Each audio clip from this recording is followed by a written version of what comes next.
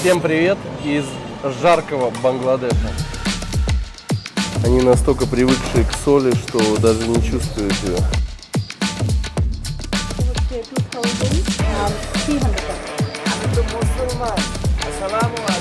Валейкум ассалам.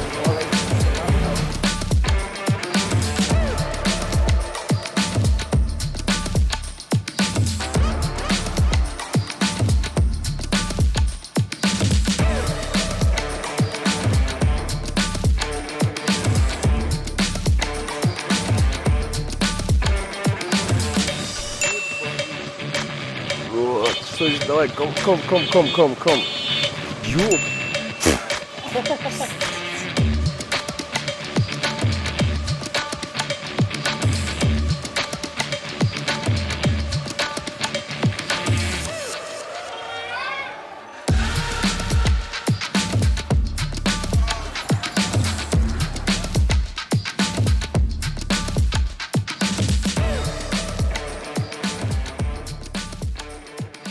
Друзья, добро пожаловать в Бангладеш. И едем мы в рикше. Рикша вся зарешочена, потому что здесь очень часто воруют, выхватывают вещи. Это меры безопасности. И ими не стоит пренебрегать. Сегодня у меня в сопровождении 2 человека, потому что место, куда мы направляемся, сказали, там нужно быть осторожным. Могут вырвать сумку, телефон. Поэтому даже он побоялся и взял себе в помощь еще человека. Водитель сейчас рассказывал, что однажды, когда он ехал в трущобы, вот через ту решетку крючком его зацепили за шею. У него след он остался. Или через ту он сказал. Тащили шею к этой, хотели вытащить деньги, чтобы он отдал. То есть его хотели крючком прижать, и чтобы он все, что есть у него, через решетку отдал. Так что вот так вот. В принципе, с одной стороны, это хорошо, что есть вот эти решетки. Вероятность того, что у тебя что-то украдут, минимальная. Потому что я когда в Индии катался, на светофорах особенно или в пробках, реально боишься и постоянно держишь все рюкзаки и все, что есть на тебе. Потому что дернуть могут 3 секунды. Опасно. А здесь ты себя чувствуешь в безопасности. Не могу заснять вот эту тетушку. Она меня аж напугала, короче. Подошла такая серьезная. Вот для этого и нужны решетки. My name is Shafia. My father name is Ghulam Mustafa. My mother name is Abdullah. My name is Денис. My police station name is Keranigan. Abdul bus stand no rasa raksa. My first daughter name is Shahzad Askaraman Laki. No. Master's Park, Gramin Hey, Banker Abdul, this is officer. Abdul is. My second daughter name is Shahzad Kaider Rahman Happy. Geonas. Geonas Green. У нее My что-то third daughter name is Shahzad горлом. Tamina Rahman Jui. Увеличенный зоб. Abdullah. Вроде бы на месте. Это самые большие трущобы в Даке. Называются Карайдо. Прежде чем зайти в трущобу, мы зашли сначала к какому-то боссу. Что это такое? Мальчик маленький. В общем, там такой дяденька, килограмм 200 весом. То есть сначала у него добро взяли.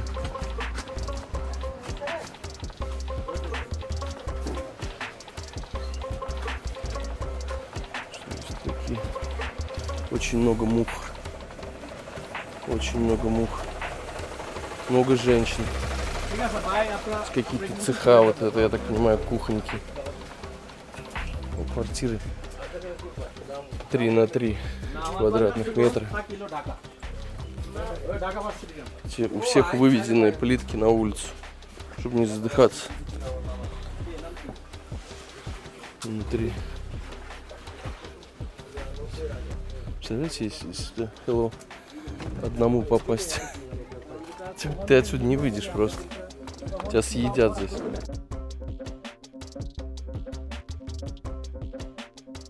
что-то пошло не по плану. Что-то как-то агрессивно на нас отреагировали. Какое-то письмо просят.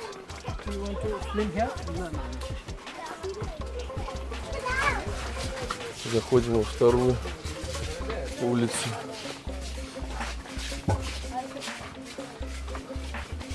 Здесь у них тоже есть такие смотрящие за трущобами. Можно их так назвать. Без которых вы здесь просто не пройдете.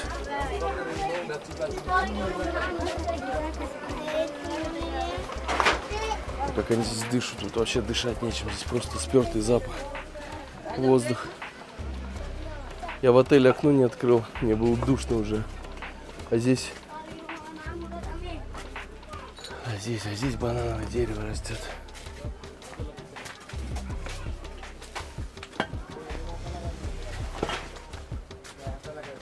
В индийских трущобах пошире было. Здесь прям узкие такие проулочки. Очень узкие. И туалеты.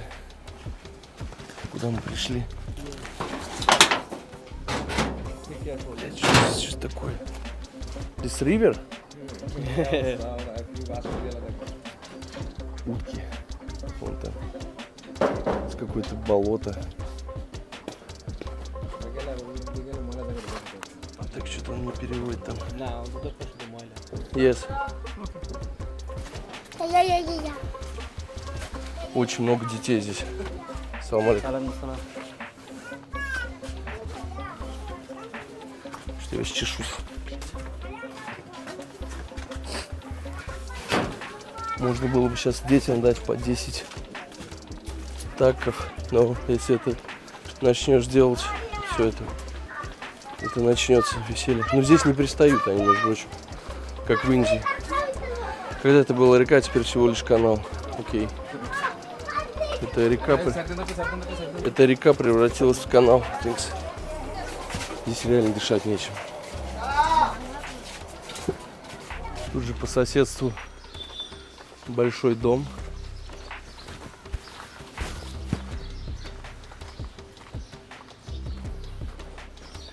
Самое интересное, что еще не сезон. Пока что 40-45 градусов на улице. То есть, когда будет полтос, будет намного веселее.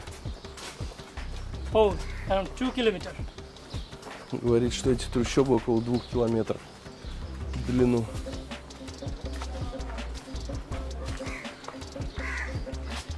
Богатая жизнь, через забор бедная жизнь. Самое интересное — это то, что нормально реагируют. То есть без всяких проблем не кидаются на тебя спокойно. Это даже неожиданно, если честно. Это душ, что ли, здесь. Be careful. Красота.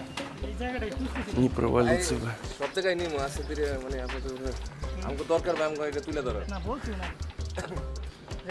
Просто ужас какой-то.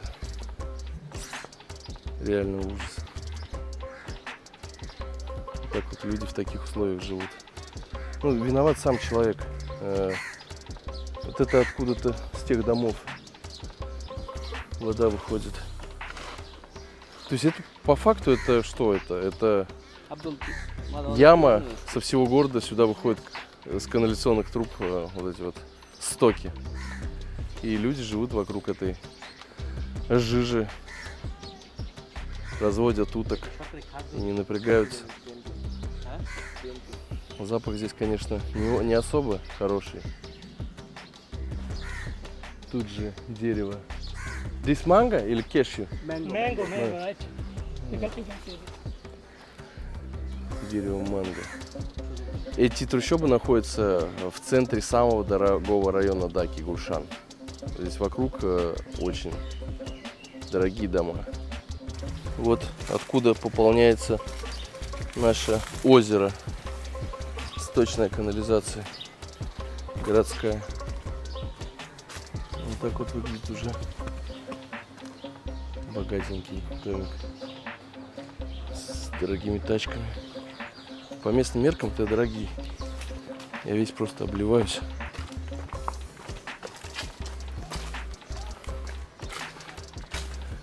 Здесь влажность, как будто сезон дождей.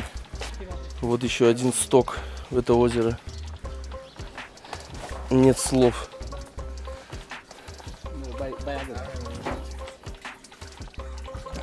Пусть говорит, он первый идет.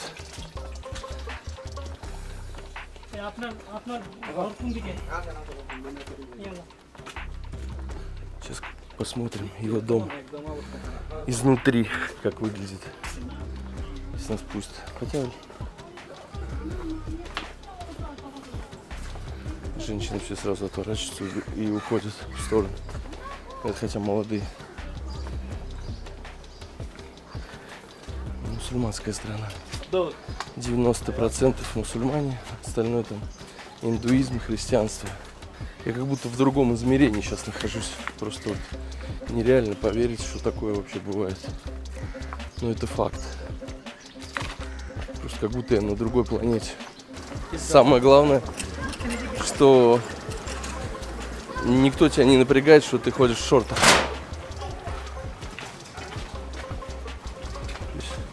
В принципе, можно здесь и одеть как местный, такую повязку, плащ на ноги. Мы сейчас идем к нему домой, к нашему проводнику. Блин. Интересно, свет есть. This your home?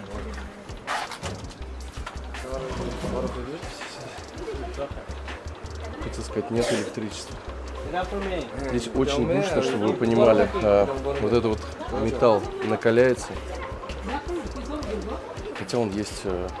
Working?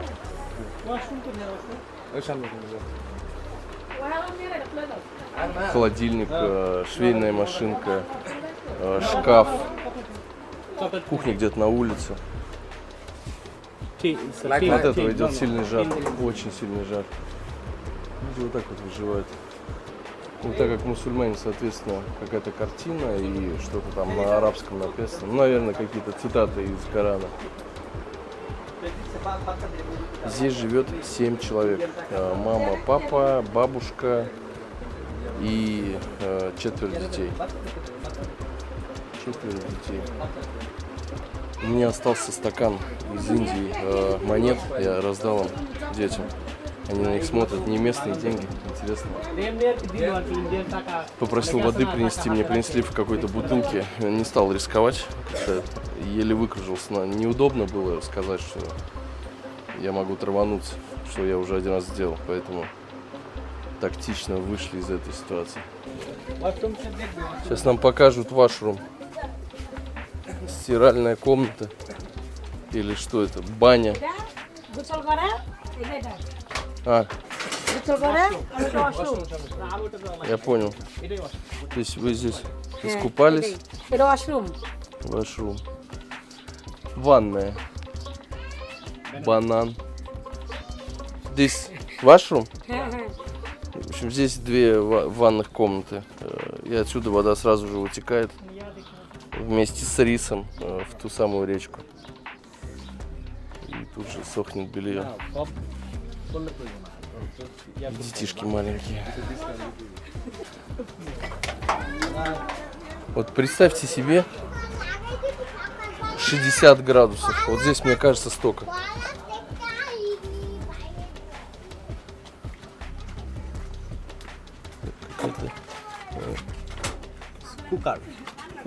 Вот так вот выглядит кухня. Смотрите, вот здесь стоит печка, чтобы в помещение не заходил жар.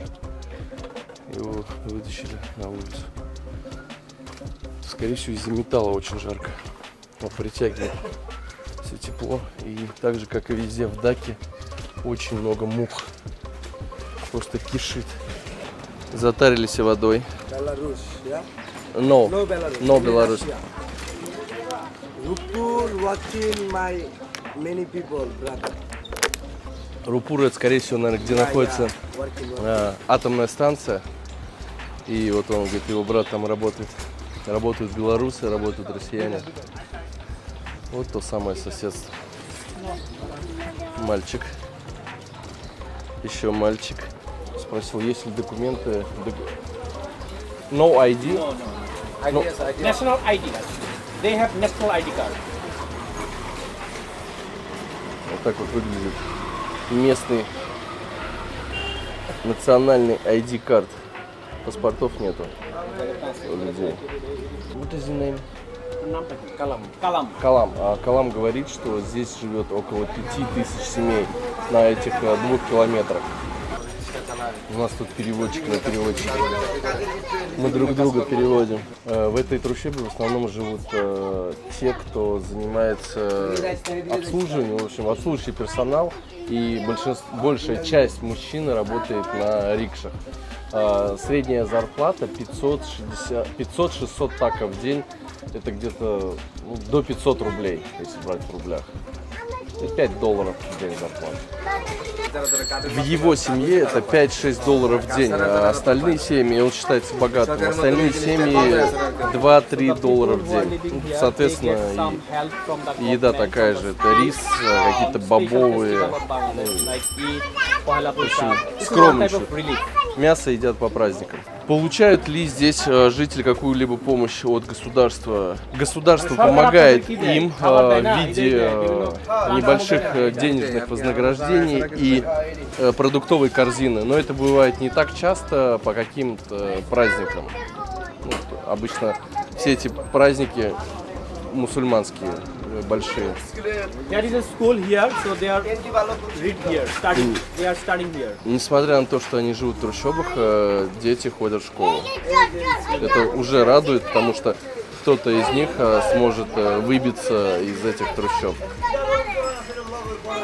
Основная еда, как я и догадывался, это рис, райс, vegetable и дешевая рыбка. Овощи, рис и дешевая рыба.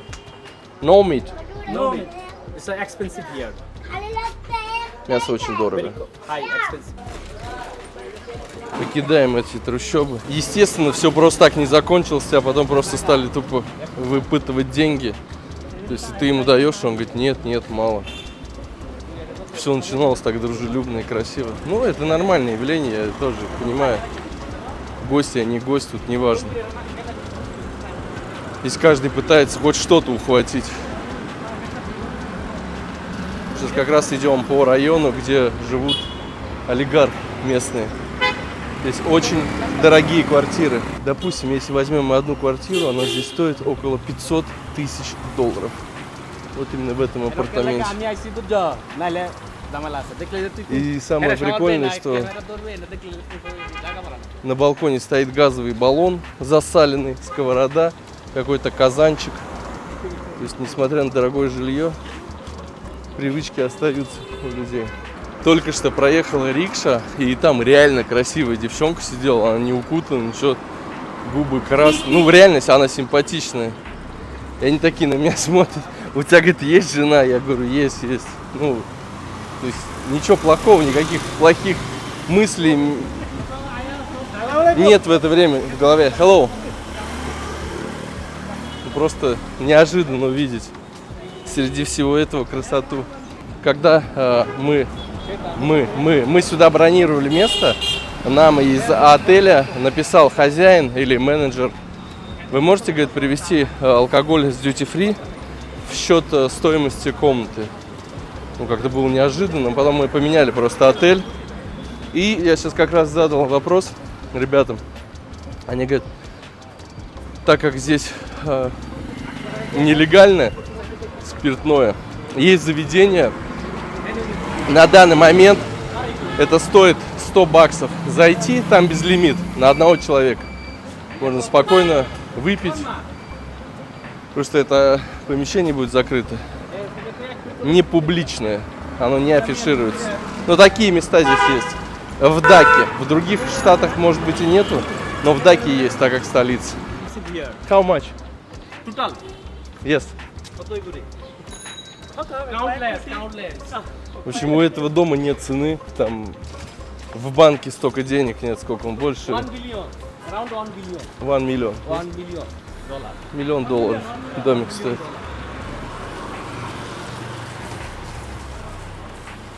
Это просто что-то. Мне кажется, здесь электриков никогда не увольняют, потому что он работает до конца своей жизни электриком. Потому что кто это прокладывает, он должен помнить, куда что. Вообще-то, в принципе, в Индии такая же система. В Таиланде такая же система. Здесь пешеходов не любят пропускать.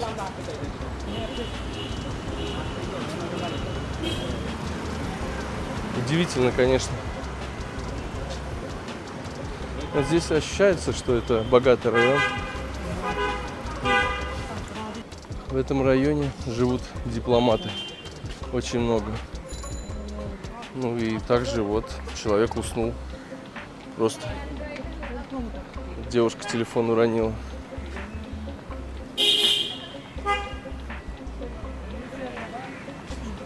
Очень много деревьев манго. Этот домик очень мощный, красивый. У меня вопрос. Для чего это сделали? Колючей проволокой нержавеющий вот такой бортик покрыли. Ответ, чтобы не сидели. Не чтобы не украли, а чтобы не сидели. Только я отснял, чтобы никто не сидел. Вот этот парень вот здесь вот сидел и смеется. То есть их не пугает колючая проволока вообще.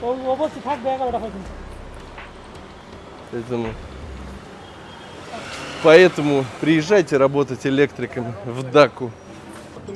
Так выглядит магазинчик через решетку. You want? Thank you. Thank you. Cola? No? Здесь сидят люди, поэтому власти ограждают их от сидения. Но они продолжают сидеть, no problem. Чтобы вы понимали, насколько здесь люди приветливые. Они даже спрашивают, можно курить рядом с тобой? Я говорю, не проблема курить. Кто будет в Бангладеше, обязательно заказывайте вот такой напиток. Очень вкусный. Это местный спрайт, какой-то огуречный. Ну, цвет огурца у него. И очень приятный такой, типа мохито.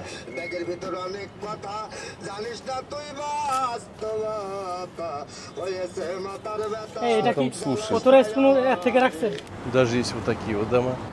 И тут же рис. Ну, я такой рис запомню надолго. Hello.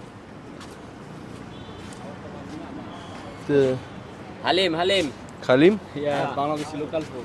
Вот от такого халима я чуть не умер. Прям реально отравился жестко, еле отошел. Только я что-то подобное съел. Это была курица с рисом. Я не придал значению тому, что на ней сидели мухи. Скорее всего, они как разносчики всякой заразы заставили меня заболеть. И я поймал какой-то ротавирус. Я как раз в тот день ехал на мотоцикле сзади. Мне стало настолько плохо, что я чуть не упал с мотоцикла. То есть мы остановились возле поста, и из меня все это полилось. Минус один день из моей жизни. Так что будьте бдительны здесь. Лучше, наверное, выбирать, если вы приехали в Бангладеш, заведение подороже. Или, я не знаю, что-то покупать в заводской упаковке в магазинах. Но это того не стоит. Лежать сутками в отеле. Здесь перейти дорогу — это весело.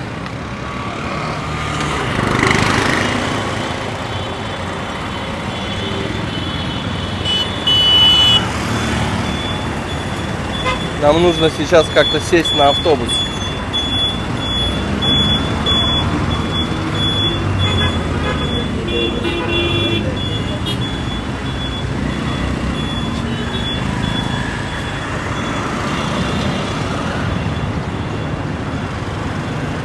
Здесь у пешеходов нет никаких приоритетов.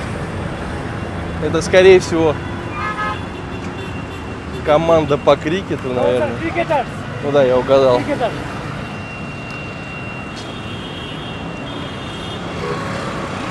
Индия, Пакистан. Афганистан. Это распространенная игра. Мне кажется, здесь спокойно можно одному путешествовать.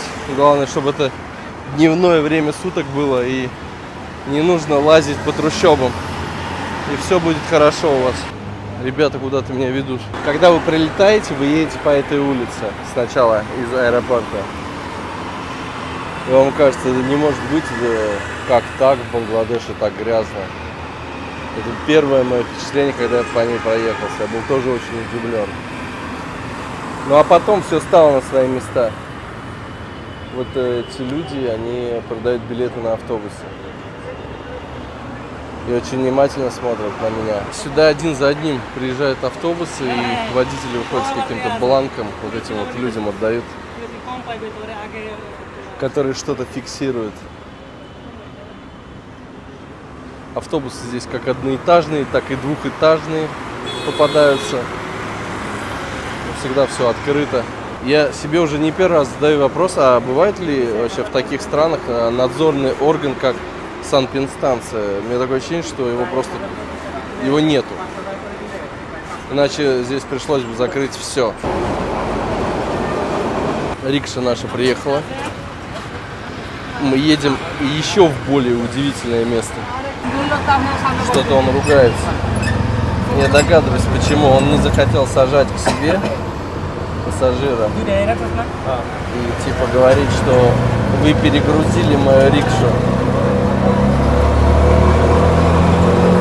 Я сейчас просто охерел, реально. Нас автобус сейчас чуть не сбил. Реально, он зацепил нашу рикшу и продолжает сигналить. И водитель тоже такой на эмоциях не уступает автобусу. Представьте себе, что он... Я, конечно, в шоке немножко. Водитель как будто торопится на тот свет. Мы только что сейчас не зацепили другую рикшу просто на скорости. Теперь вы понимаете, почему здесь все автобусы битые, вот такие вот зашпаклеванные. Они просто друг друга все цепляют здесь. Без проблем. А едем мы сейчас на знаменитый мост. Знаменит он мусором. Тут что случилось?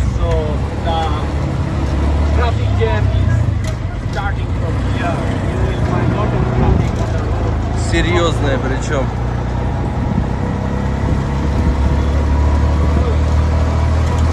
С человеческими жертвами, скорее всего. У нас вот только что сейчас третья рикша чуть не перевернула. Я просто все время отключаю камеры, не успевает момент запечатлеть. Или водитель спать хочет, или что-то там происходит. Ну, очень опасное вождение.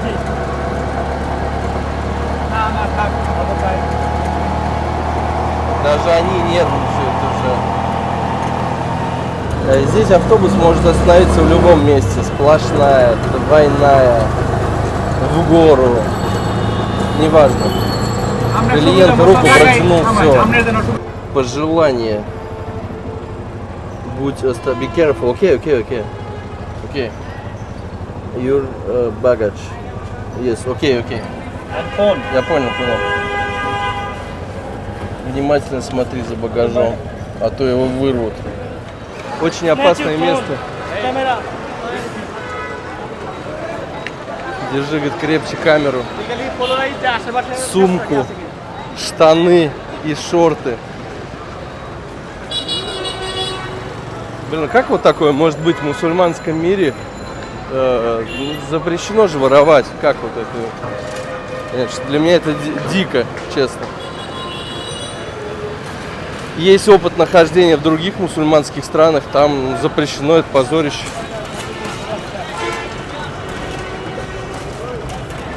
Автобусы похожи на вагоны, которые в концлагерь едут.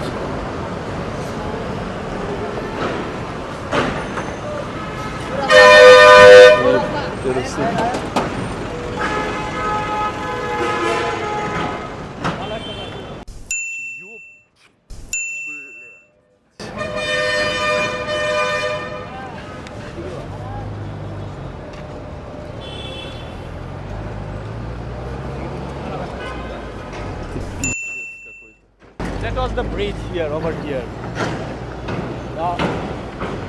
Даже не спускаясь к речке, идет жесткий смрад. Реки здесь все похожи. Это протухшие, черные, 12% плотности, как то самое пшеничное. Вот только какие-то растения тут плавающие. Больше ничего здесь нет. Здесь не видно, чтобы какие-то шевеления были в воде, чтобы кто-то шевелился. Рыб здесь точно нет. Сейчас попробуем спуститься поближе к воде. Здесь-то реально вот уже страшновато становится. Тупо папайя растет. Здесь видно, кто-то живет. Или что-то делают здесь. Мальчик с игрушкой. Фиш-маркет? Фиш-маркет.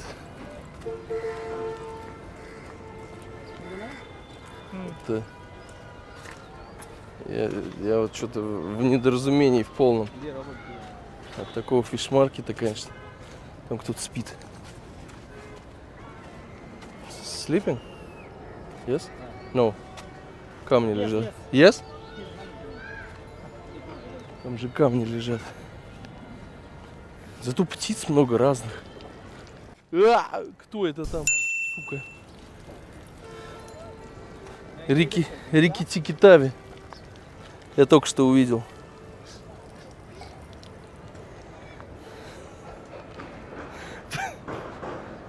This good place. Good place. Yes.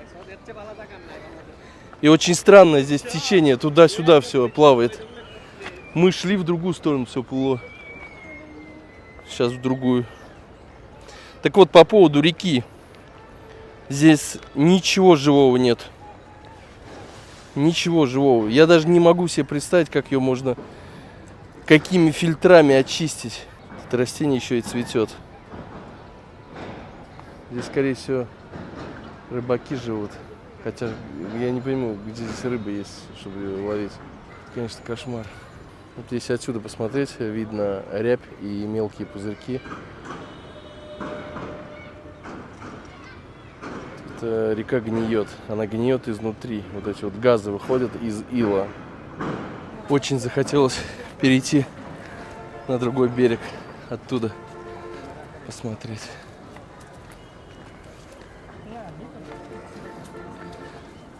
Я как репортер хожу. Внимание привлекаем, но куда деться. Просил, кто живет на той стороне. Пацаны сказали, бедные люди и цыгане. Ну, это распространенная тема. Цыгане всегда живут возле воды. Но это тоже вода. Вот как раз про что я ему говорил, туда-сюда вода гуляет. Или где-то что-то скинули, поток воды, увеличился уровень, и вода поехала.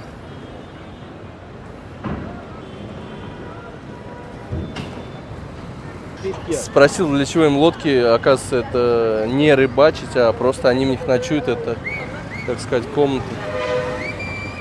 Да, здесь как-то опасненько.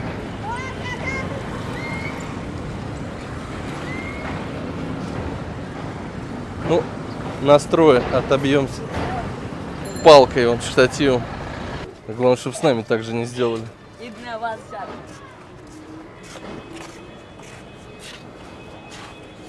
Слушай, что-то он так это...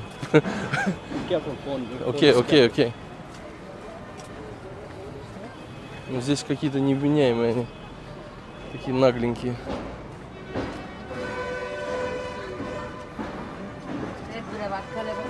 Ну да, они живут в лодках. Вон, смотрите, в этой лодке какие-то кастрюли. И даже вон санузел на воде. То есть там что-то плавучее. Вот это вот. No money. Pore.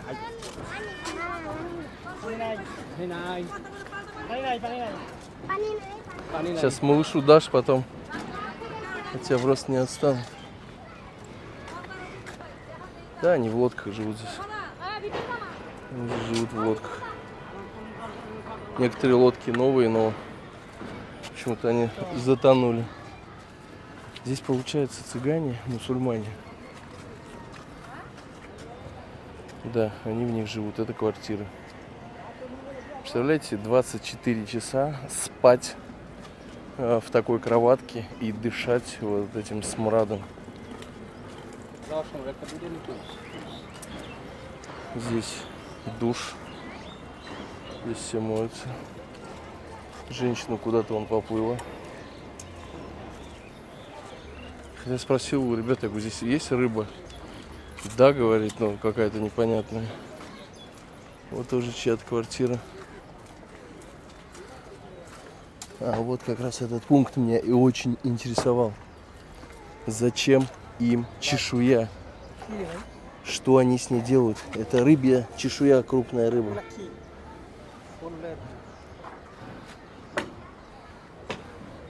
The last here. Ну а здесь Don't go there. It's risky area. туда опасно вообще идти в ту сторону там. Это очаги маленькие. Какой-то сосуд железный или не железный. В общем, маленький очаг, на котором можно приготовить еду.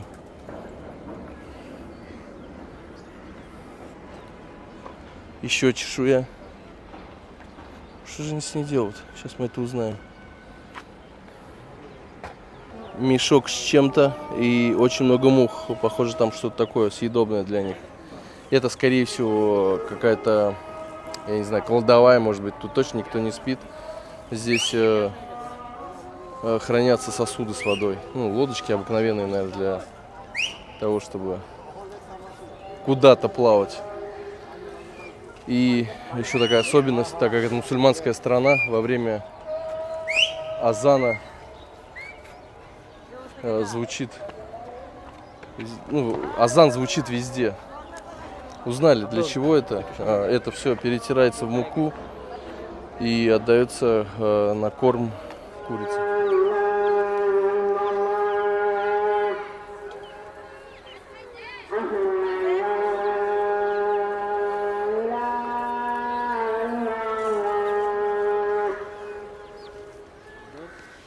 Масджид? Right over there. Короче, нам подошел мужик какой-то, говорит, идите лучше отсюда. Что-то вы себя непонятно ведете.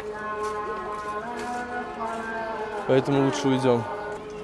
Здесь какие-то они озлобленные прям. Я не знаю почему. Также здесь есть какой-то пруд. Но он тоже грязный. Здесь все грязное. Для местного населения это норма. Мне кажется, они и не знают, что может быть лучше, что может быть чище.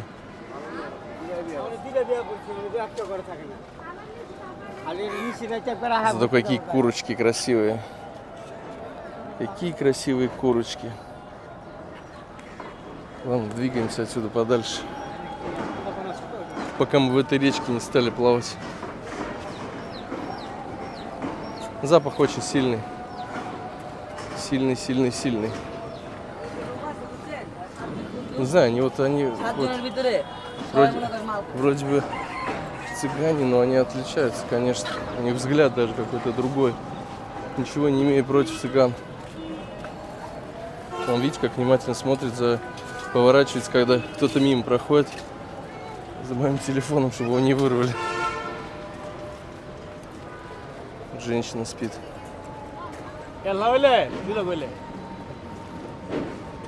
Местный мачо. Они темнее. Вот цыгане темнее здесь. Там женская душевая. Они моются, получается, прям вот в этой одежде, не снимаясь. Я не знаю, потом в помещение, наверное, заходят и...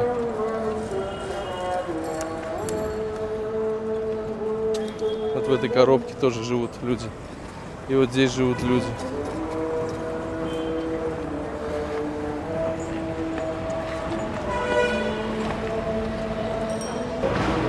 Здесь какой-то рынок. Прям вдоль дороги. Ну, все то же самое, что и везде. А ну вот здесь вот есть курочка свежая. продается с мухами. Здесь все в мухах. А вот тут у него она хранится, короче. Это курица. One second. Мои путешественники, коллеги недоумевают, куда я спускаюсь. Зачем тебе это нужно?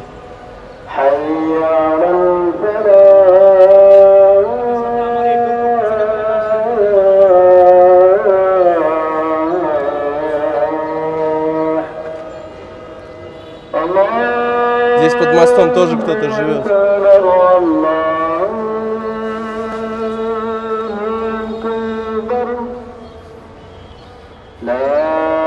Хорошо, что в Пакистане не кремируют людей. Я не представляю, на что бы были похожи реки. Они сейчас непонятно на что похожи. Ну, смотрите, вот на фоне глины это просто что-то черное. Вон, видно, как сливается что-то в речку. Около 10 тысяч, а может быть и более предприятий, которые занимаются текстильной промышленностью, сливают мусор, грязь, воду в реки. В 1995 году государство попыталось обязать все эти предприятия поставить очистные сооружения, но, по-моему, никто ничего не поставил. Вон, женщина на той стороне что-то стирает в этой реке. Ближе к вечеру в таких местах нежелательно гулять. Ну, если на будущее. Ходите по модным улочкам лучше.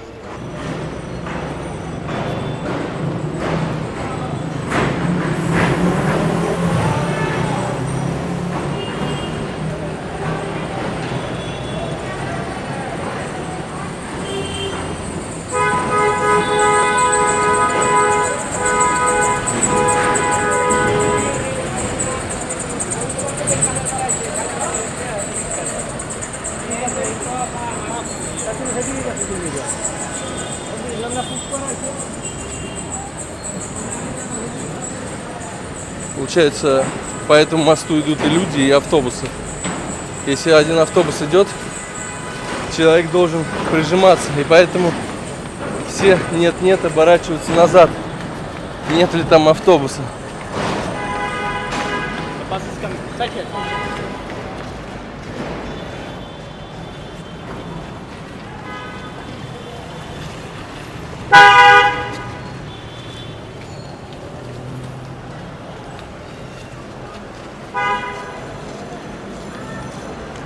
Мне кажется, эта проблема мусора, она будет увеличиться по мере увеличения населения. Никуда от нее не деться. Так, это тамаринчики. What is it? Coconut? Not coconut. One type of fruits. Bell, bell. Bengali name bell. It's called bell. Непонятный фрукт. Очень жесткий. Spicy. Спайси нам не надо.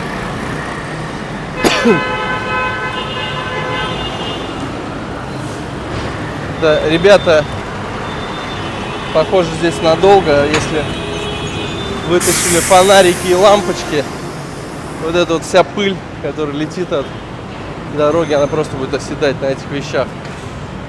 К утру слой в сантиметр. Не пойму, что это такое, но это какой-то сок. Что-то я его не хочу пить. Я передумал пить сок. То есть, когда он видит клиентов, вот этот вот зазывало, он бьет по автобусу. Водитель слышит и останавливается. Это наш какой-то непонятный, вон тот автобус.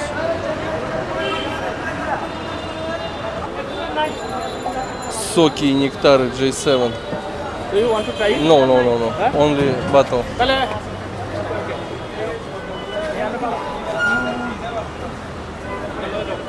Очень все плотненько здесь.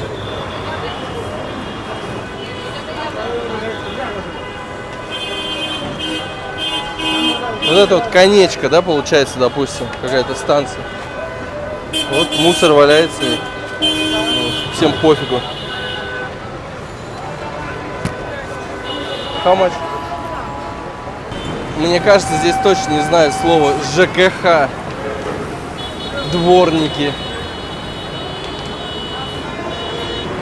Наш автобус. Ну и как обычно в Азии любят красные цвета. Хочется вытащить руку. Be careful, be careful. Окей, окей. Dust. Как все бегают из автобусов. Спросил, почему вы закрыли у меня окно. Ну, боятся, я понимаю, что... Почему в исламе у вас воруют? И он говорит, что некоторые мусульмане не придерживаются ислама, и у кого-то семейное обязательство, кто-то наркоман. То есть они в этом плане беспринципные, могут дернуть без всяких проблем. Я за последнюю неделю, вот сейчас передо мной сидит пассажир, и такой более-менее приятной туалетной водой побрызгался, и прям сидишь аж наслаждаешься, как много человеку надо. Я уже отвык от этих парфюмов здесь. Наконец-то начинают обелечивать. Но вот эти вот дядьки, которые работают зазывалами, это акулы. Я просто вот сейчас наблюдал картину. Наш автобус стоит и другой автобус. И вот такой же дядька на другом автобусе просит его пропустить, там типа нам нужнее сейчас. Болтал. Этот тоже стоит, начинает кричать. Он уже 5 раз в нашу сторону поворачивался и что-то кричит. Видно, не выдержал, пошел деньги собирать. Посмотрите, он должен запомнить, кто до какой станции едет, чтобы взять определенную сумму. Вот здесь вот прям пошел запах мусорки какой-то с улицы, сильный. Что-то гниет. Здесь желательно всегда обрабатывать руки нужно чем-то. Вот тот самый дядька.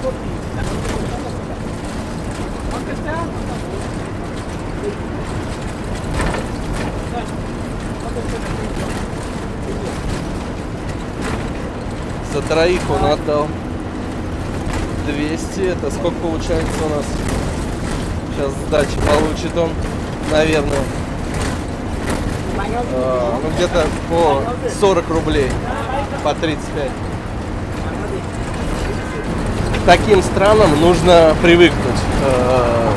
Я до сих пор не привык. Интересно, красочно, пестро все.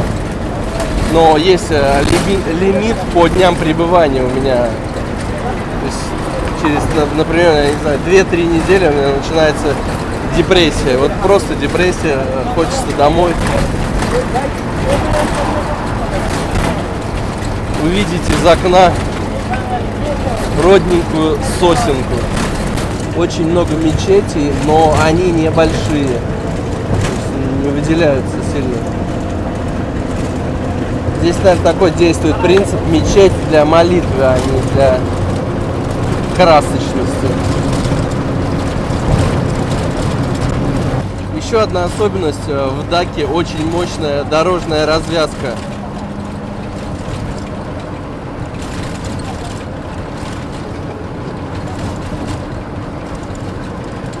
Если сравнивать с Индией, дома, наверное, повыше здесь будут. И на вид покомфортнее.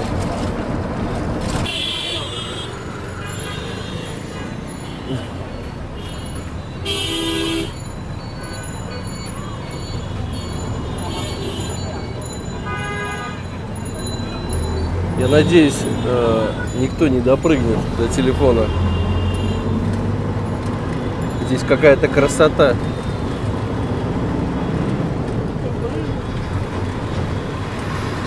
Что здесь происходит? Непонятно.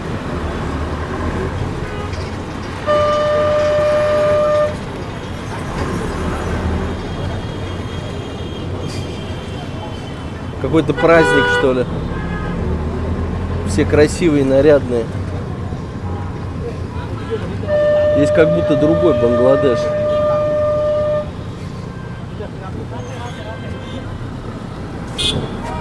Не тот, что я вам показываю.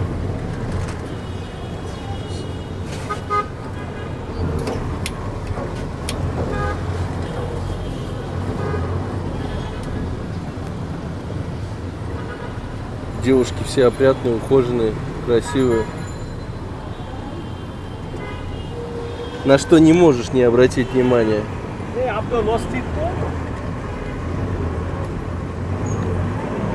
В национальных костюмах. Я заметил, что фотографируются все на фоне того, что нарисовано на асфальте. Какие-то узоры или символика какого-то праздника. То есть, наверное, и я там был, и мед пил. Очень много народу с той стороны. Там такая же история. Движение замедлено. Наконец-то мы приехали. Красные.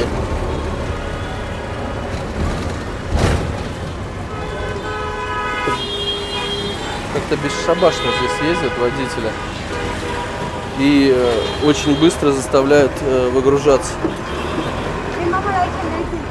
Блин, мы уже едем, а я еще не вылез. Шутки шутками. Как сказали местные ребята, это все были шуточки, то, что ты сейчас увидел. Сейчас мы едем в другое место, которое неподготовленный глаз не сильно радует. Ни в коем случае никакое непредвзятое отношение к этой стране. Факты. За ухом какой-то чири вылез. И ниже колена появилась сыпь. За ухом не смогу вам показать, конечно. А вот здесь вот прям вот какие-то прыщи пошли. Вроде бы в чистом отеле моешься по 3 раза в день. Заехали на платную дорогу, стоимость 100 така. И вдоль дороги было расположено очень много каких-то цехов по переработке дерева. И стоял парень, продавал манго. Вот за все время нахождения, которое здесь было. Я первый раз увидел манго. Просил: ребята, найдите меня, пожалуйста. Уже я похудел, потому что с едой реальная проблема. Может, кто-то скажет: да ты не по тем местам ходишь. Да я по разным местам ходил, но я мог есть с колена, с пола, с земли, там, с трубы. Здесь вот прям тяжело идет все это. Даже если это какое-то не прям уличное заведение. Поэтому хочется манго и стакан содовой. Как мало человеку надо. Позвонил жене, она мне говорит: я все прощу, возвращайся домой, как ты исхудал, бедненький. Продолжаем худеть. Name River? Yeah, Buriganga. Буриганга. Проезжаем речку Буриганга. Наверное, самая крупная река здесь получается. Кондиционеры, как обычно, работают в режиме покрыться инеем. Мне кажется, что если правильно вложиться в эту страну, то она сделает многие другие страны. Какой-то недооцененный потенциал. А может быть, это просто выгодно другим странам держать эту страну в таком состоянии. Может, дешевые человеческие ресурсы. Это очень выгодно. То есть одежда, которая здесь за 3 копейки делается, продается в Европе в сотни раз дороже. Дорогие бренды все здесь производятся. Ну, практически все.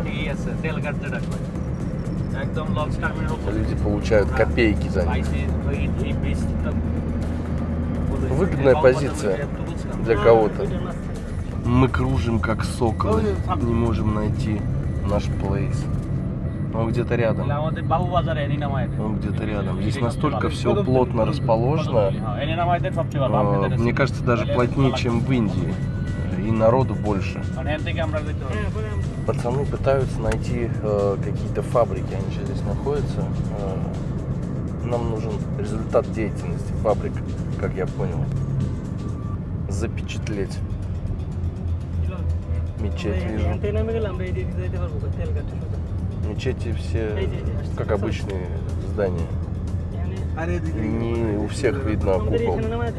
Если мы едем, получается, например, кто-то берет рекламу, и весь дом зарисован в этой рекламе. Там была школа, потом какой-то цемент, вот еще что-то.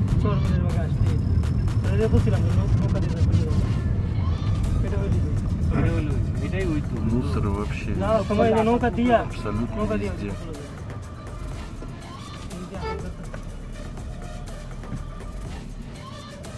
Он смотрит на вас.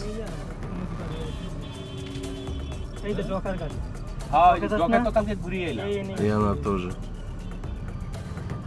И вон кто-то с оружием. Хочется открыть стекло, конечно, не через грязное стекло снимать, но нельзя. Нельзя. Только и слышишь be careful, be careful. Вообще твоя жизнь это be careful. Ну все, мы приехали. Thanks, my friend. I know. Orange from China. Свежий виноградик. Мандарины из Китая. Я хотел что-то яблоко взять, передумал. Здесь что-то отбирают. Выбирают хороший, плохой. Перекресток 9 дорог. Всегда одна и та же движуха везде. Здесь какое-то кафе. Что-то вкусное едят. Но мы не хотим есть. Зато здесь дешевая медицина. Здесь дешевые медицинские препараты. Даже дешевле, чем в Индии. Здесь за 3 копейки можно вылечиться. На это и рассчитано. Какие-то булочки.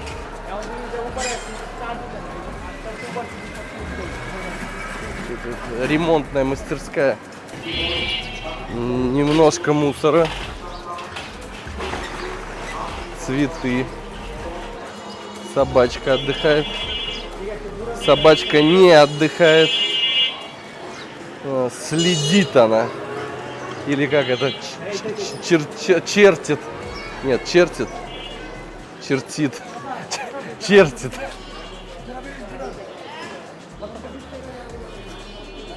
Козы привязанные. Любят здесь коз.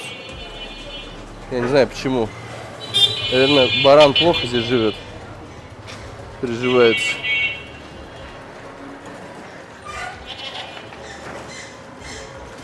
Это лавка овощная.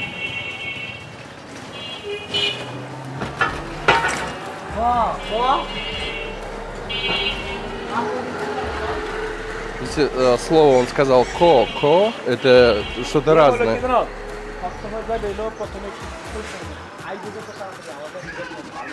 Вот эти вот большие здания, это цеха, где шьется Nike, Адик, Puma, Reebok. Может быть не оригинал, но копии. Но здесь все шьют. Это, видно, здесь это уже тоннами продается все. Вот вы можете. Окей. То есть вы здесь можете закупаться и отправлять в свою страну. И все это очень дешево стоит. Просто тем, кому это нужно, сюда нужно приезжать на неделю. Hello. И уделить прям внимание этому моменту. А лучше, конечно, найти человека, заплатить ему денег. Да, здесь цеха. Здесь видно, что цеха везде. Какие-то палочки. траву продают. Это вообще... Green vegetable. Green vegetable. Green cucumber? Cucumber, right, yes, cucumber. То есть здесь даже траву от огурцов продают. Базилик, тыква, помидорки. How much tomato? 1 কেজি কত? 1 kilo. 1 কেজি কত? 40 টাকা. 40 It's টাকা. not good. Not good. Not good. 40 така. Ну, в рублях это 35 рублей. Говорят, что это нехорошее. Такие. На поджарочку. Вот они.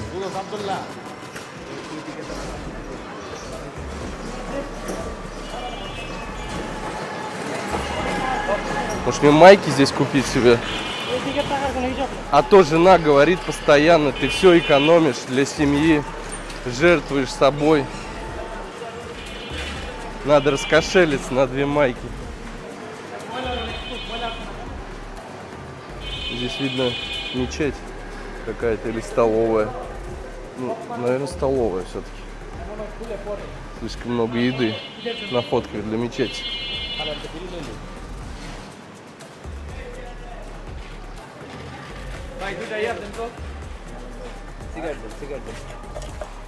No thanks. Camel আছে? লাকি আছে? লাকি আছে? বলছি তো লাকি। খান খান খান দুটো খান। খান। Why big? খাইছে থাক। খাদা না। দুটা খাদা। Все, thanks. Thanks. Большой ноготь у него. Он им что-то режет, может быть, или ковыряется. Мы встали, и все встали здесь, смотрите, сразу. Сразу здесь толпа образовалась. Белое лицо. И вот как раз, смотрите, он этот орех со всей вот этой массы съел. И потом берет вот эту штуку, она, скорее всего, усваивает, помогает всасываться табаку быстрее. И я, похоже, догадываюсь, куда мы идем. Мне хочется сказать, это полный. Реально. Я уже вижу отсюда. Вот что получается, когда ты зарабатываешь деньги, но не на своей территории. То есть чужую территорию можно ее ушатать полностью. Это кошмар. Это просто кошмар.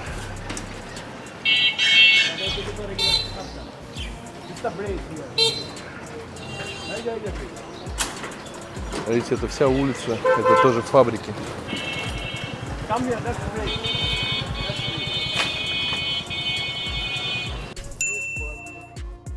Вот, что здесь, давай, ком.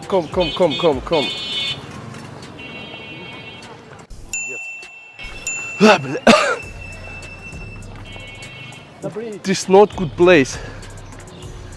Вот они, фабрики. Все это скидывается сюда. Это вообще река. Это река, бывшая, бывшая. Я не знаю, когда она становится полноводной. Может быть, никогда. Все люди скидывают сюда вниз.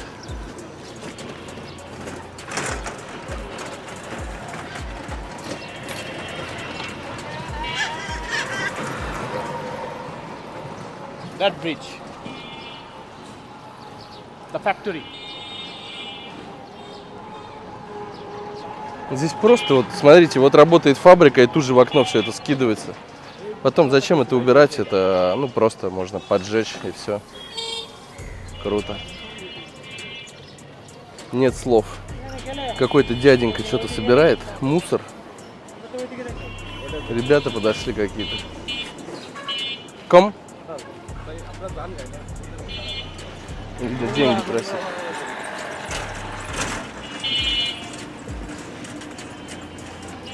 Результат текстильной промышленности. Блядь.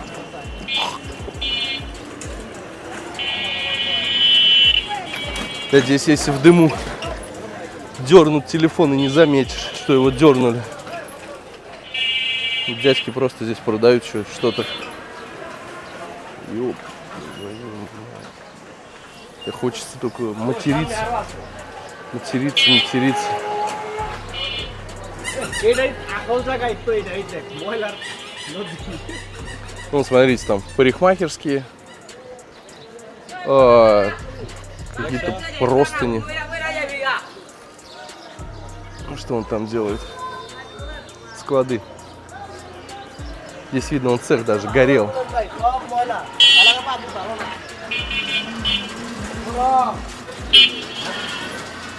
Мусорные реки. Factory, Nike and Reebok factory here.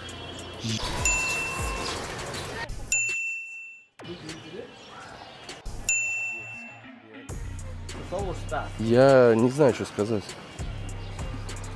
Я просто River, в Вене. plastic river, garbage river. Garbage river.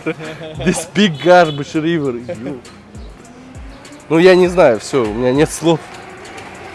Давайте остановимся. Фиксатор натрия.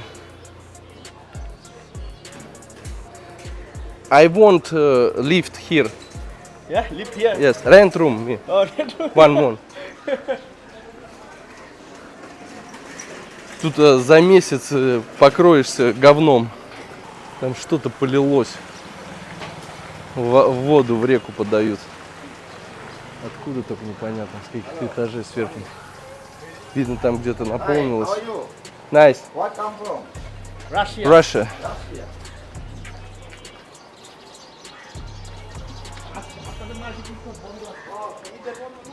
Сети ставить на карася.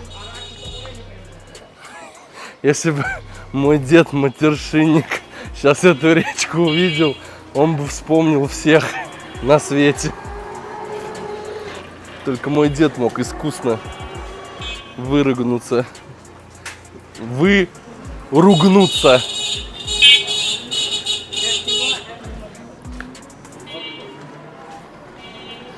Не, ну это трешак, конечно. Это...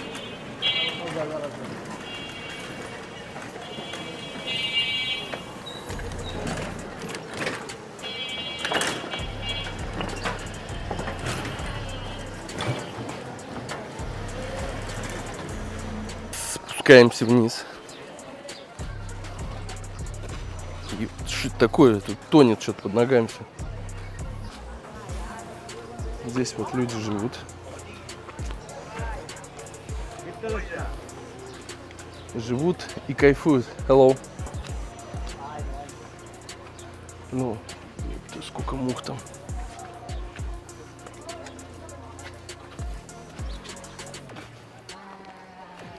Вот это река. Широка река, глубока река. Не доплыть ей. Волос.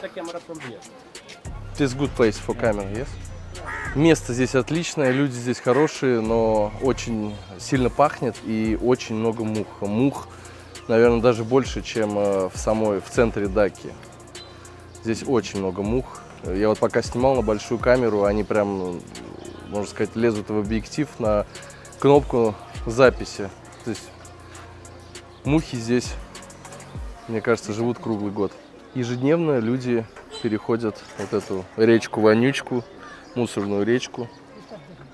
Эти все ребята просто встали посмотреть. И вот пока вот здесь 20 минут стоял, снимал, они здесь встали и все просто смотрят на меня. Уходим отсюда.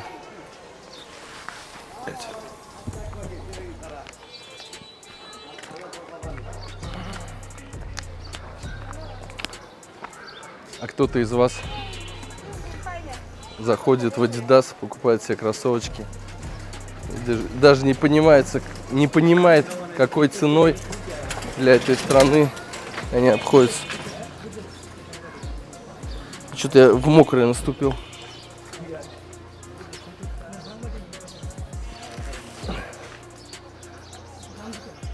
Знайте, каждая новая маечка Adidas вносит свою лепту в виде маленькой ниточки в эту речку-вонючку.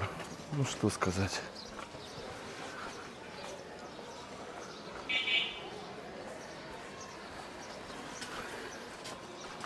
Наверное, все-таки местные власти тоже в этом виноваты. Мне так кажется.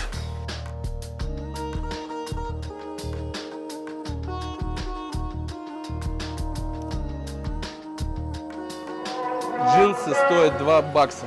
2 бакса стоят джинсы. 200 рублей. Обращайтесь.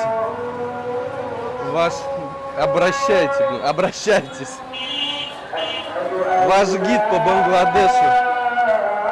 Денис собственной персоной.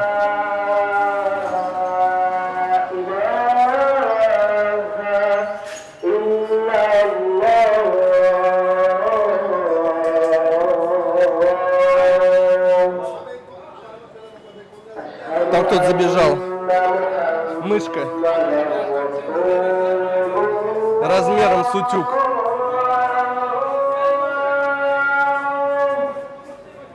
Все дружелюбные. Здесь вот можно прям смело одному ходить и не бояться. Это не Афганистан, это не... даже не знаю, какая страна сравнить. Вот если вы идете днем, не бойтесь никого.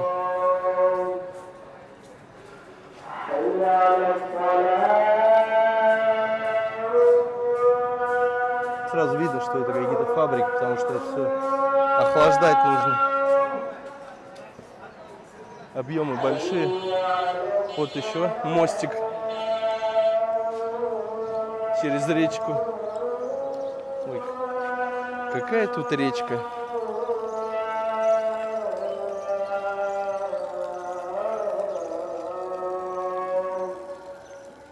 Сегодня все закрыто, потому что выходной день. В обычно рабочие дни все это дело открывается. Сегодня работают единицы. Вот смотрите, вот, чтобы вы понимали, сколько там этих точек здесь. То есть это огромный длинный коридор. И таких здесь тысячи. Все спрашивают, откуда я. Вот. Много-много этажей. Muslim Collection.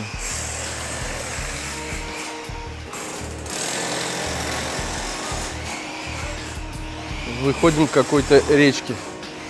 Смотрите, как красиво привязали лодки. Ну, реально красиво. Дяденька с солнечной батареей сидит под зонтиком в лодке. Мы сейчас поплывем на ту сторону.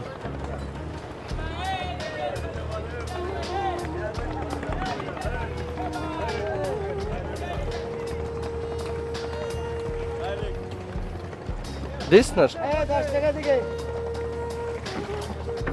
Так, оп, не наступаем на эту. Мы чуть не уплыли.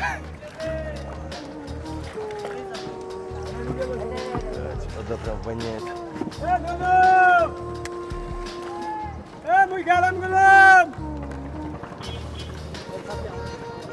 Я, говорит, словил клиентов. Вы придумали бы какие-нибудь стулья? Sit down. Моя любимая стихия — вода. Похоже, не судьба сегодня майку купить. Все закрыто.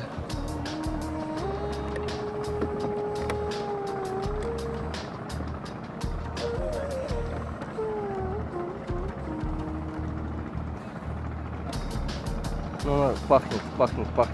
Ничего. Вот даже не могу соврать, что не пахнет. Пахнет. Она тухлая вода. Вода здесь протухла.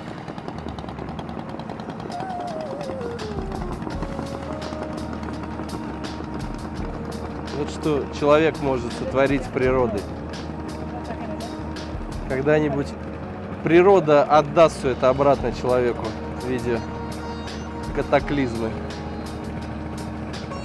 Или какой-нибудь ЧП.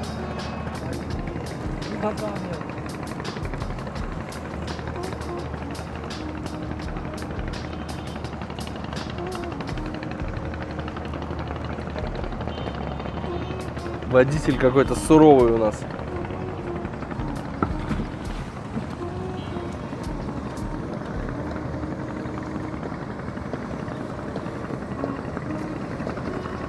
Посмотрите, вот получается здесь сколько фабрик много находится, да? Все они подкрашивают вещи. Все это дело, естественно, сливается сюда, в речку.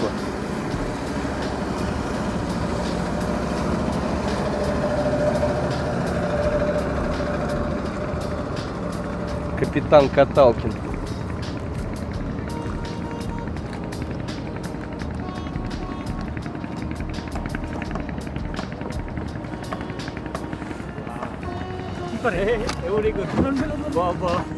Ой, что-то волны пошли.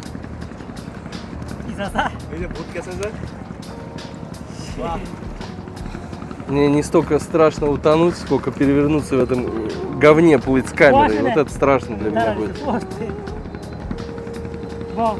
Плавать мы умеем. Технику жалко.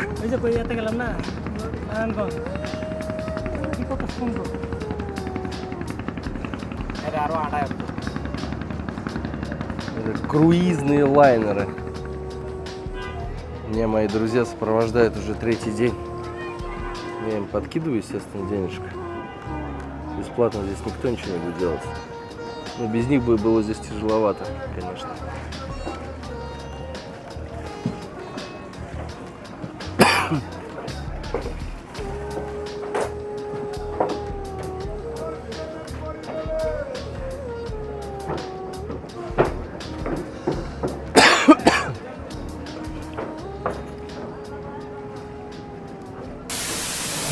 Всем привет из жаркого Бангладеша. Я со своими друзьями еду на производство кожаных вещей. Ну, как мне объяснили, по крайней мере. То есть едем в цех переработки кожи. Ну, очень хочется посмотреть. Сегодня жарко, 43 градуса и плюс влажность большая. Мокнут даже местные, не то что я. Leather. Got leather.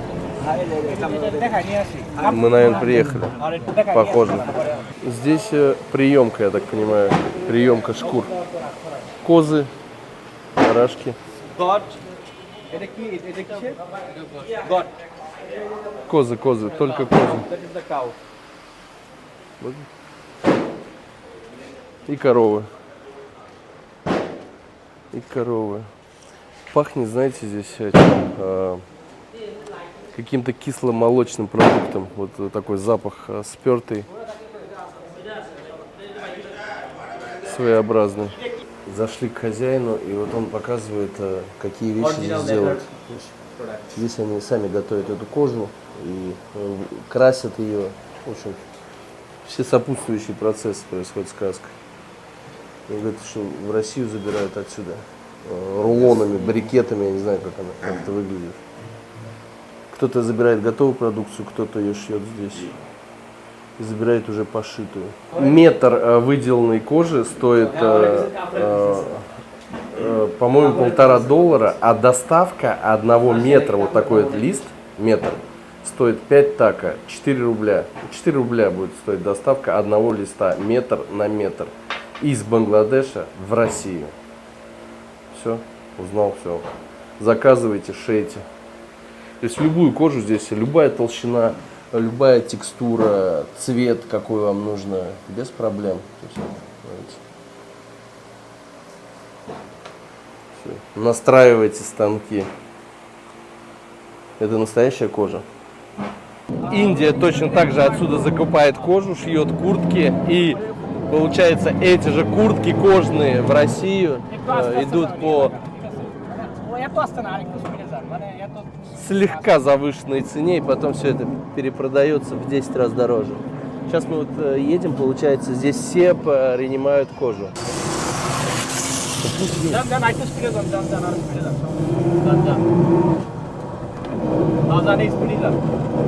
Очень много козлятины, очень много. Если у вас есть свой цех, я не знаю, мне кажется, на куртку 2 квадратных метра этого достаточно, чтобы сшить, если у вас есть оборудование. Вот получается 250 рублей с доставкой вместе в Россию, 2 квадратных метра готовой выделанной кожи к пошиву. Это не так дорого. Часть краски, которая подкрашивает вещи, кожу, изготавливается здесь, в Бангладеше. А дорогая краска привозится, ну, например, дорогих брендов из-за границы, чтобы они могли распространять ее на другие бренды, эту краску. То есть ее привозят. По факту Бангладеш это одна большая фабрика текстильная. Я не могу понять, вроде здесь мусульмане, почему баранину мало едят. Или, скорее всего, барану тяжело здесь жить из-за густой шерсти, поэтому очень мало. В основном коза. Или коза здесь, козлятина вкуснее. Скорее всего, из-за погоды, я думаю, климатические условия. Главный фактор. Отсутствие барашков. Ну, это все заводы. Заводы, цеха.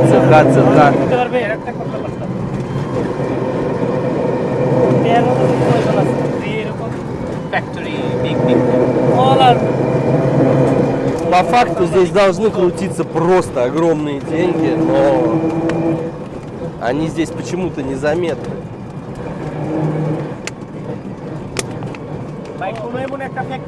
При таких объемах, при таких оборотах здесь все должно быть покрыто золотом, по идее. Но все это куда-то уходит. Остановились еще возле одного цеха, но здесь видно, вот, что какие-то куски отрезают, опять перебирают кожу, видно какие-то центрифуги, барабаны, скорее всего там это или моется, или красится, или чисто что-то делается. Но здесь, похоже, полный цикл, потому что он там видно, как она выпрямляется уже, кожа спрессованная лежит.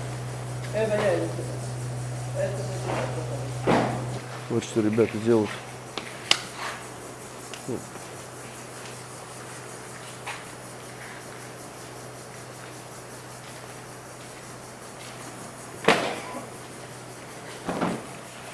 Отрезают вот эти вот концы ненужные.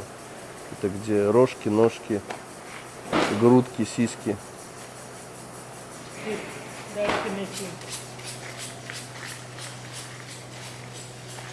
Вот те самые барабаны, где все красится. Смотрите, какие объемы здесь просто. Какие здесь объемы. У них, похоже, перерыв. Здесь уже вот не крашеная кожа, она выделана, ее осталось только покрасить, ну и, наверное, разровнять. Да, вот она кожа, реально кожа, она очень влажная. Она готова, наверное, к дальнейшей покраске. Блин, насколько здесь обесценена человеческая работа, просто за 3 копейки все это. কত ফুট রাখা আপনার ধরুন আমারটা আমি কিছুদিন আগে বানাইছি 42 square feet 42 square feet 42 square feet to make one jacket. Окей. আপনি এরকম 42 42. স্কয়ার 42 метр. Square feet 1,5 метра нужно на одну куртку.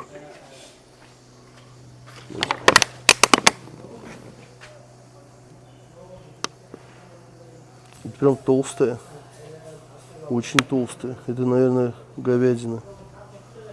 Из коровы сделано. Они настолько привыкшие к соли, что даже не чувствуют ее.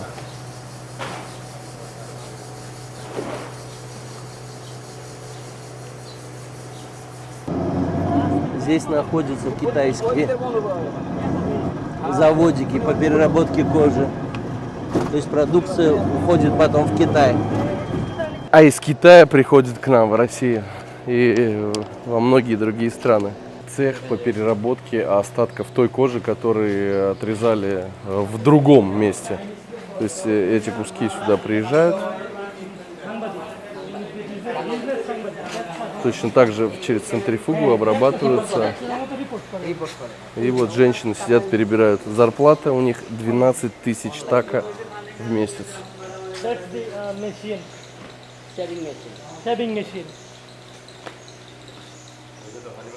12 тысяч так, это где-то 11 тысяч рублей.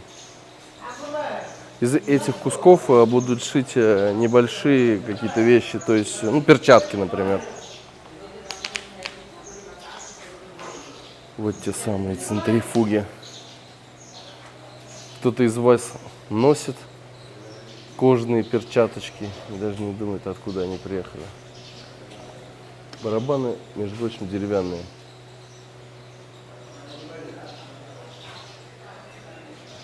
Что внутри находится? Да. Внутри ничего не находится. Какая-то смесь химическая.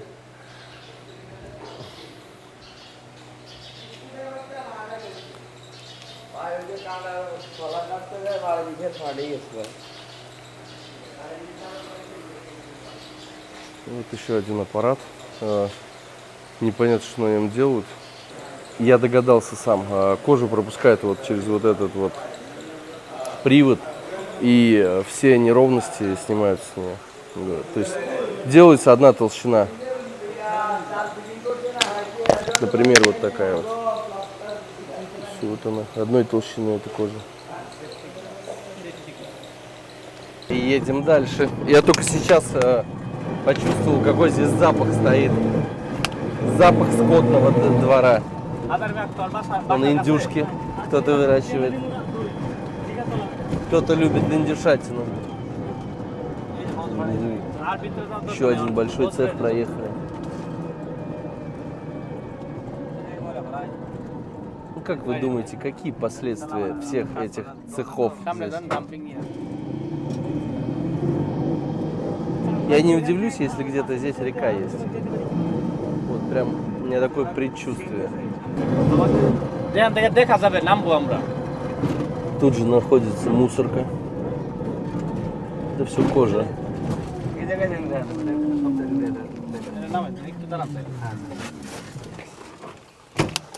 Куда-то мы приехали. Мне хотят показать мусорку. Большая мусорка. Это все кожа. Кожа, кожа, кожа. Ну, в принципе, кожа — это органика. Вот единственная проблема то, что вот все вот эти красители, химобработка — это не органика. Это проблема большая, конечно. Здесь тысячи тонн, миллионы тонн, наверное, всего этого добра находится. Вот чем отличается Бангладеш от других, наверное, стран, от развитых, то, что такого нету. То есть тут же производят, и производят не для себя, в принципе. Там малая часть только для своей страны останется, остальное все идет на экспорт. Здесь только останется мусор.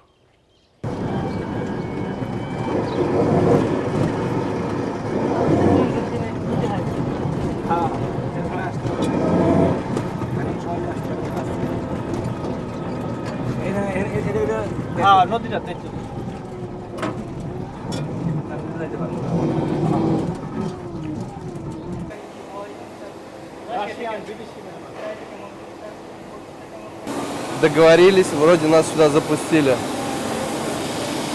Hello.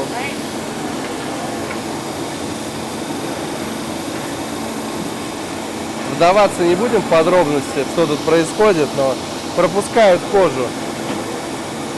Через какой-то пресс, может быть. Ну, там тоже срезается часть, все, я понял. Опять же, кожа подравнивается по толщине.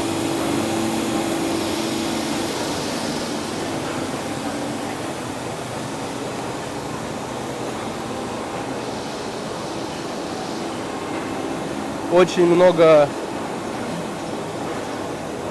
пунктов обработки кожи. Здесь тоже то же самое. Привозят кожу в конце цеха. Красят, чистят, режут. Вот смотрите, он проверяет толщину кожи специальным аппаратом, чтобы соответствовало. Все лишнее отрезается, выкидывается. Мне чем нравятся эти страны, им вообще пофигу. Они тебя запускают куда угодно. Да, смотри, не парят. Нету дурных мыслей в голове у людей. Так, ну вот еще телегу привезли кожи. Но это не выделано, она, видите, толстая, грубая, сырая. Он кричит, чтобы лифт отпустил вниз. Здесь кнопка, наверное, не работает.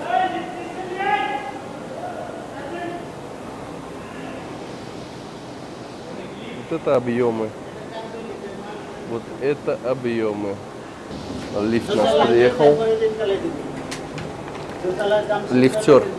What is your name? Рахуль. Рахуль лифтер. Лифт драйвер. Лифтмен. I am Masood, electrician, maintenance. Electrician. Maintenance. Так, это какой-то, я не помню, второй или...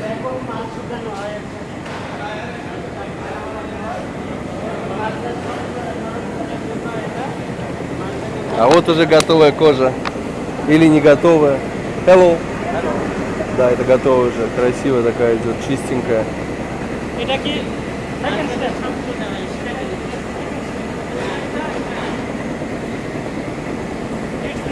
Second step of making.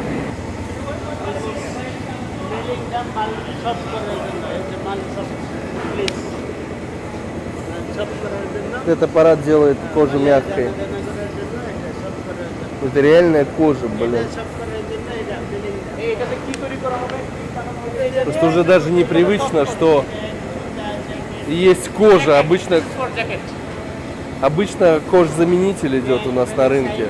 Поэтому From this, you have to make, you can make jacket, bag, shoes, everything. для курток.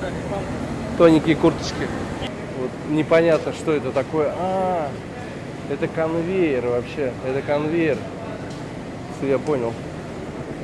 Думаешь, стол куда-то едет. Китайское оборудование здесь. Блин, в принципе. Дешевая рабочая сила.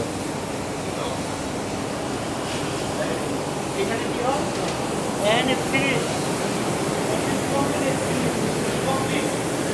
This is last stage. Final stage. Здесь красят кожу.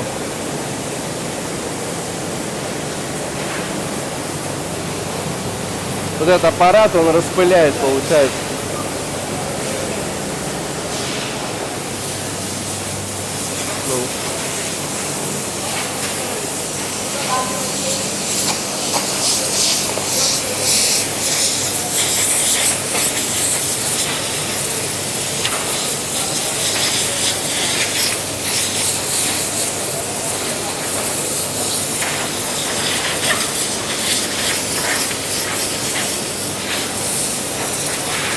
Так, ну здесь покрасили. Наверное, скорее всего, сушка. А там уже, наверное, готовая продукция идет.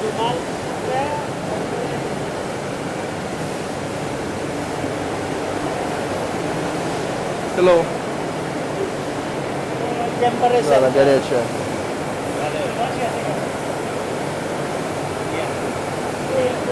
Чей-то кожаный салон в машине.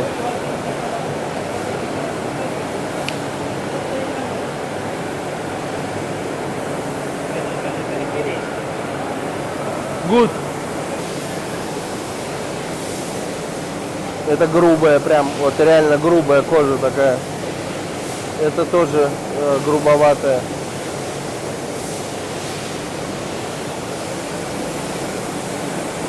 Это мягкая.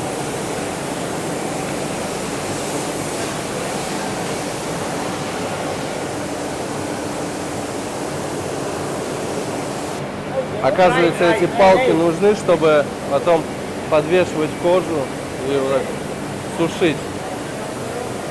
Если здесь просто висит все это дело, то как раз ниже этажом был конвейер. Там все это двигалась.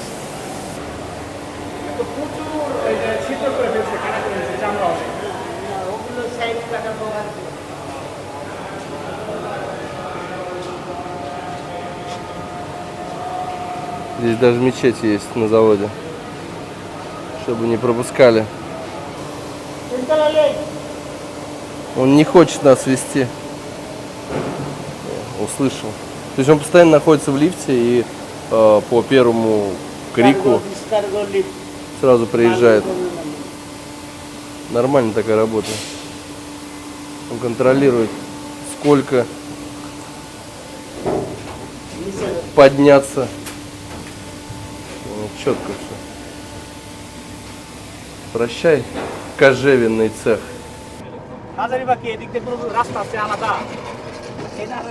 Часть кожи, по-моему, едет даже из Индии сюда. Не выделанной. И делают ее здесь.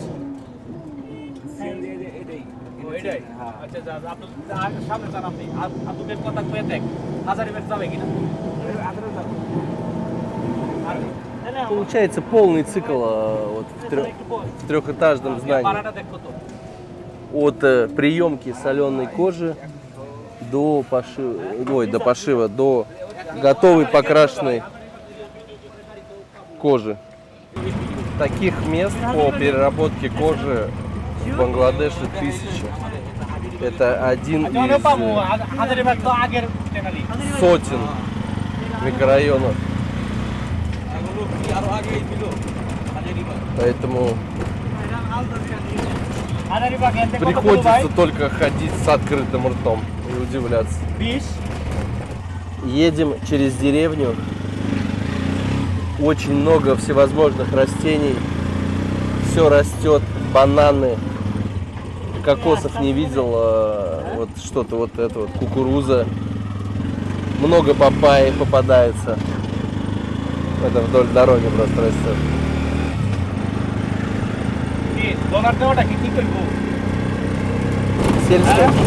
Сельское хозяйство здесь, конечно, очень мощное.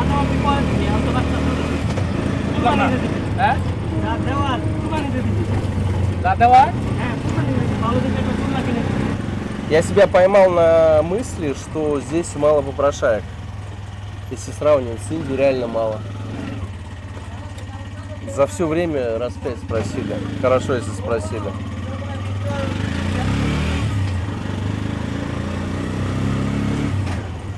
Называется «Приехали». Мост с односторонним движением. Выйду я с моста, из тележки из этой. Пусть они едут. Прогуляемся. Мужики вон купаются. И бабушки тоже. Здесь куда-то качают воду. Река. Hello!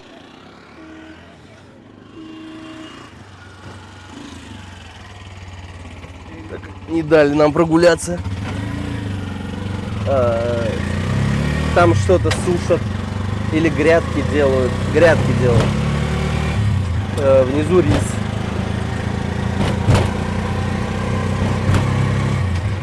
На встречку опасно вытаскивать голову.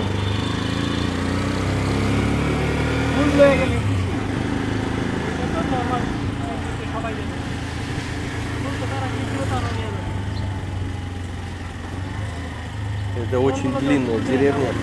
Уже минут 25 по ней едем.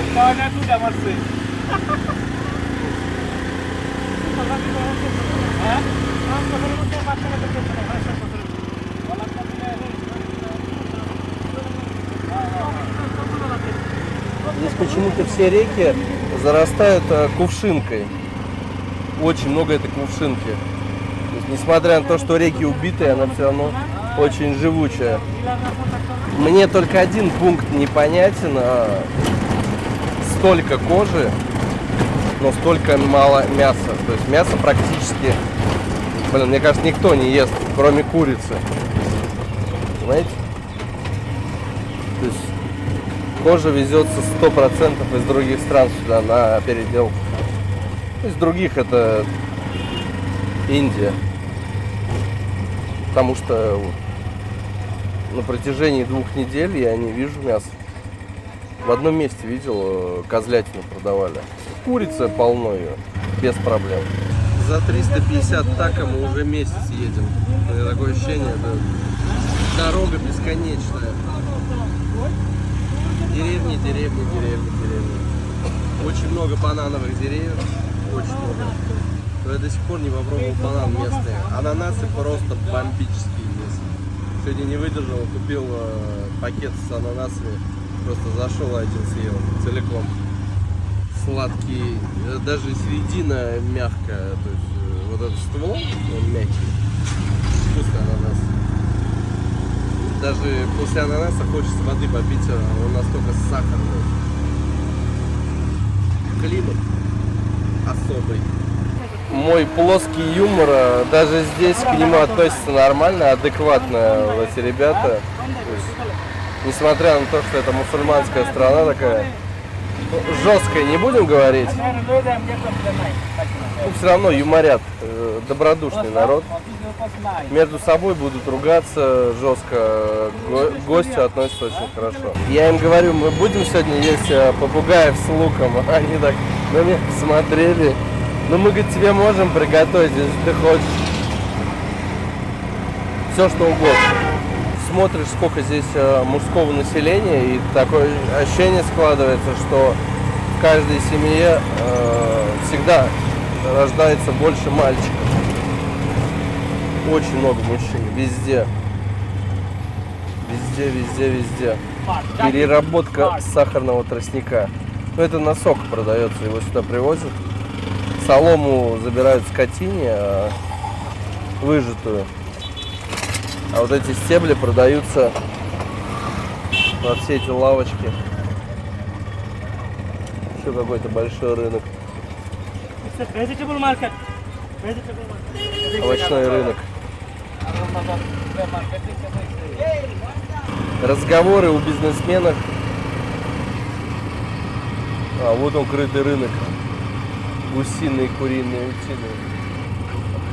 Разговоры у бизнесменов в Бангладеше фурами, кораблями.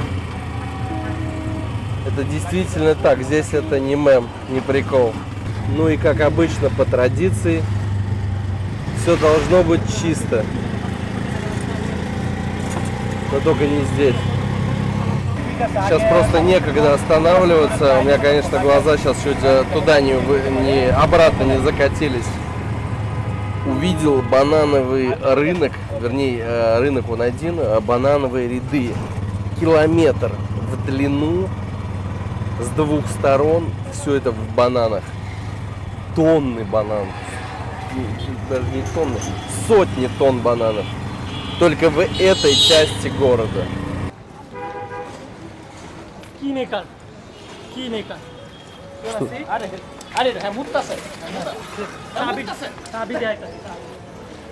Что-то он делает. Не задерживай, говорит.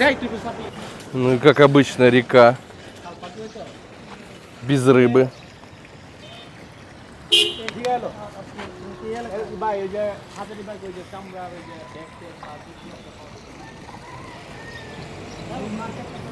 Не можем найти, куда идти нам. Мы сами запутались.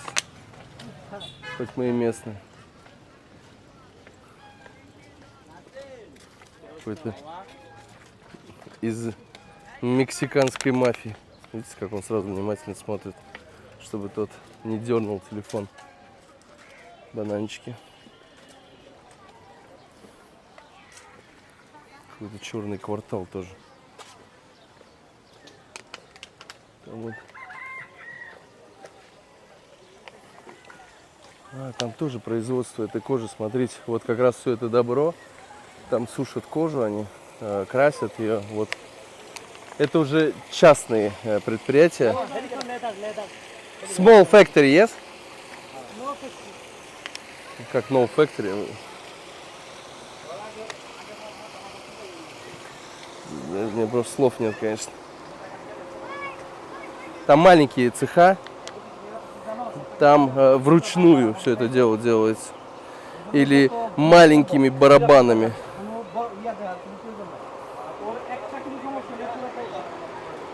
Что-то разговаривает. Yes, sir. Все это просто в реку выливается. Маленькие ручейки сойдутся в большой. Здесь тоже какие-то цеха. Цеха. Какие-то ящики.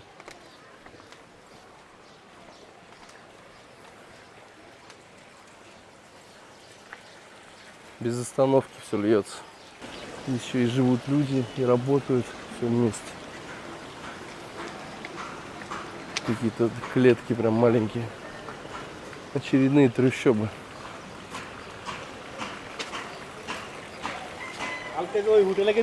Все льется без остановки. Ну, для любой квартиры это нетипичный объем, согласитесь, чтобы столько сливалось постоянно.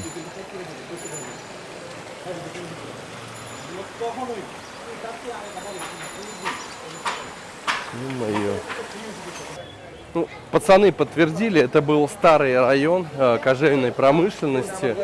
Сейчас он переместился именно в то место, где мы были в начале нашего видео. Но все равно маленькие аппаратики остались. Такое кустарное производство, оно есть. Старая мануфактура, старый завод.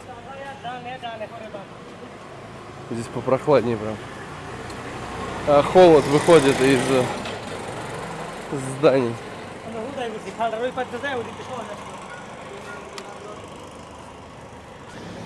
Короче, one day минус 1 кило. Максимум движения, максимум воды. Минимум еды. Потому что с едой здесь не особо. Не очень. Привычная для меня еда, ее здесь нету. Такой, честно скажу, скудноватый выбор еды здесь. Вкусно, но скудновато. Старая мечеть.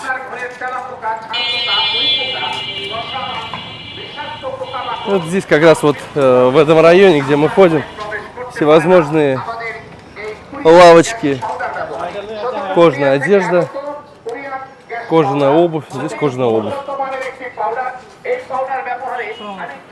Так, какие же мне понравились. Вот эти кожаные сандалии, это вот прям чистая кожа, тут не может быть сомнений. Стоит 1200 така, ну это где-то 1100 рублей. Если вы берете оптом 100 штук вот таких, то вам их дадут за 850 така, за 700, можно за 800 договориться. То есть, чем больше партия, тем больше прогиб. Такие мокасины можно купить оптом по 800 така. Если берете 100 штук, это натуральная кожа.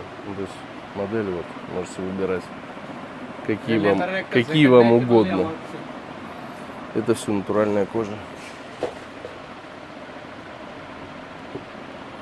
Просто 700-800 рублей, представляете?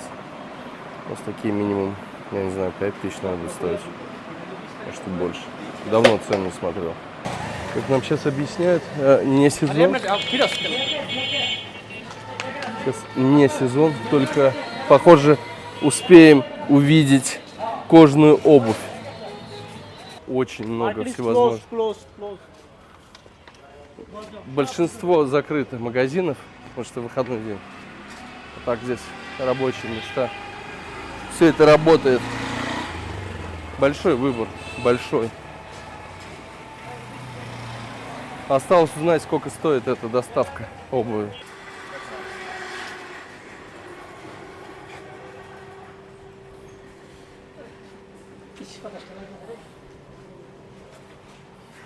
Выбирай не хочу.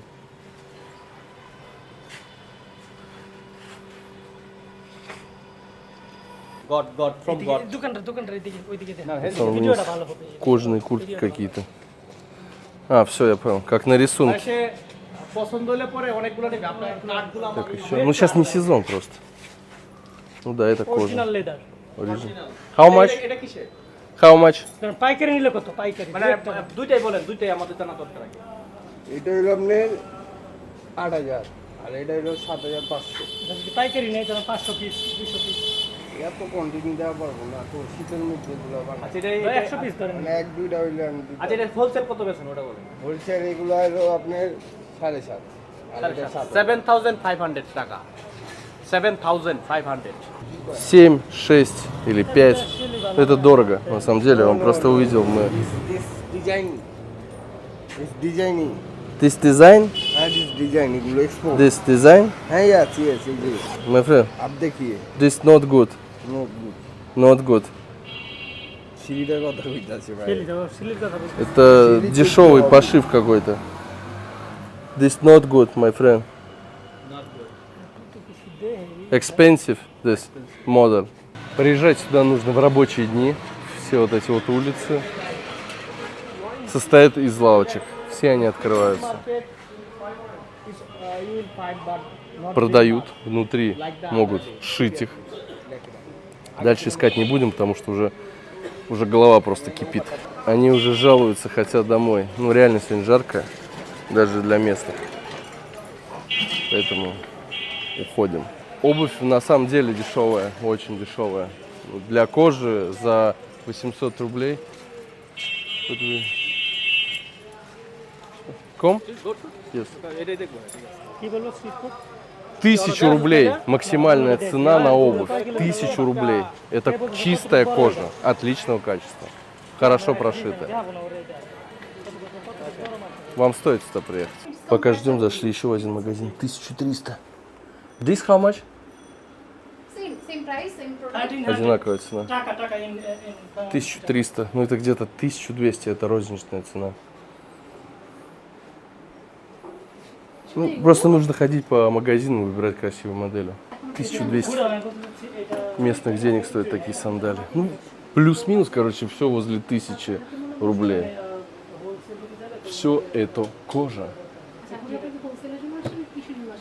হোলসেলের জন্য এই তথ্যটা উনি নিয়ে তারপর Какие бы себе взять? Даже не знаю. এটা হচ্ছে 2300 টাকা।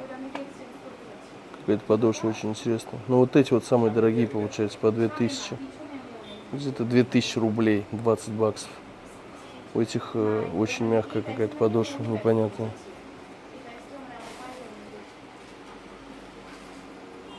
Также, если вы будете в Бангладеше, знайте, что здесь самая топовая, ну не то, что самая топовая, самая крутая фирма считается Bata. Это, по-моему, канадцы выкупили и продают по всему миру эту обувь. Очень хорошего качества. До 3000 така можно купить хорошие кроссовки. Реально хорошего качества. Это не абы-кабы сделано. Это шов, строчка, подошва, материал, вес, краска. Все вместе. Приехало такси. Они говорят, иди садись. В это время кто-то из магазина выкидывает пакет с гороховой кашей, и ну, они не смотрят, просто выкидывают. Я в это время наступаю в эту гороховую кашу. Денис, гороховая каша.